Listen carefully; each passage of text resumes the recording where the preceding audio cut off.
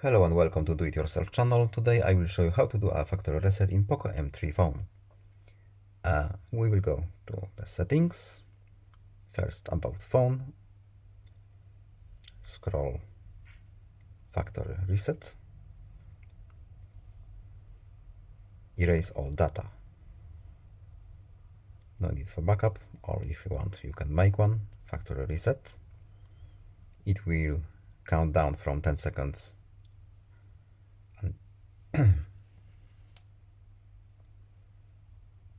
yes, next, and again, another 10 seconds.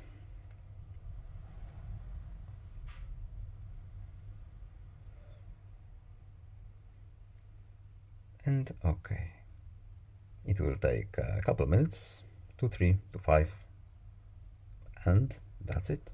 I hope this video was helpful to you. Please leave a like and subscribe. Have a nice day and see you in the next video. Goodbye.